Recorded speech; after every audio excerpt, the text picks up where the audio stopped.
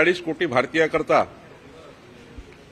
अत्यंत आनंदाचा दिवस आहे की आज माननीय पंतप्रधान नरेंद्र मोदीजींनी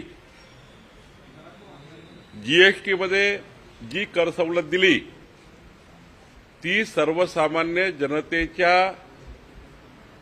ज्या ज्या रोजच्या जीवनाच्या वस्तू आहे झोपून उठल्यापासून झोपतपर्यंत सर्वसामान्य आर्थिक दुर्बल व्यक्तीला ज्या वस्तू रोज वापरायला लागतात त्या वस्तूवर जीएसटी काही तर माफच करून टाकली आहे आणि आता काहीला तर 5% पर्यंत दिली आहे।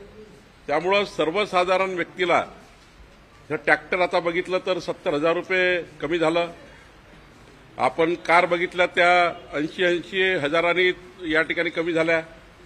म्हणजे एक मोठा रिलीफ जे माननीय प्रधानमंत्री मोदीजींनी निवडणुकीमध्ये जो संकल्पनामा दिला होता, आमचं सरकार हे गरीब कल्याणाकरता आहे, आमचं सरकार हे मध्यमवर्गीयाच्या कल्याणाकरता आहे। आजच्या या जीएसटीच्या नवीन रिफॉर्म्समुळे संपूर्ण देशामध्ये नवपरिवर्तनाची एक लाट आली आहे आणि सर्वात महत्त्वाचं काय, स्वदेशीचा वापर। आज भारतीयांनी स्वदेशीचा जर वापर केला आणि त्यावरचा जीएसटीचा जो रेट 0 करण्यात आला अनेक ठिकाणी अनेक वस्तूवर, तर स्वदेशी वापर वाढेल। भारतीय बनावटीच्या कंपनी जे उत्पादन तयार करतात त्यांना मोठी मदत मिळेल आणि आपल्या भारतातला पैसा भारतामध्ये राहील। विदेशी वस्तू खरेदी करून विदेशात पैसे पाठवण्यापेक्षा भारतातला पैसा भारतात राहिला पाहिजे आणि तो पैसा इथल्याच अर्थव्यवस्थेला चालना दिली पाहिजे। म्हणून या ठिकाणी स्वदेशीचा वापर हा अत्यंत महत्त्वाचा मूलमंत्र माननीय पंतप्रधान मोदीजींनी दिला आहे।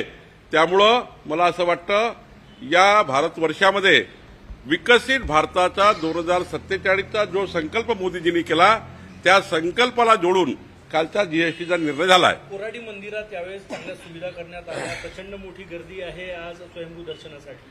आज आई महालक्ष्मी जगदंबेचा नवरात्र सुरू झाला आहे आणि या नवरात्राच्या माध्यमातून आई महालक्ष्मी जगदंबा जो आशीर्वाद आपल्या भक्तांना देणार आहे, हा आशीर्वाद महाराष्ट्राच्या 14 कोटी जनतेच्या पुढच्या जीवनाकरता सर्वांचं जीवन मंगलमय राहो, कुणाच्याही घरात अमंगल घटना घडू देऊ नको आणि शेतकरी राजा, शेतकरी बळीराजा, शेतमजूर ज्यांच्यावर ही आपत्ती आली आहे अतिवृष्टीची, या अतिवृष्टीच्या भयंकर आपत्तीतून निघण्याकरता आमची आई महालक्ष्मी जगदंबा सर्वांचं रक्षण करेल आणि सर्वांचं त्या ठिकाणी जे नुकसान झालं आहे ते या ठिकाणी सर्वांना आधार देईल, एवढंच आई महालक्ष्मीला मी मागणार आहे।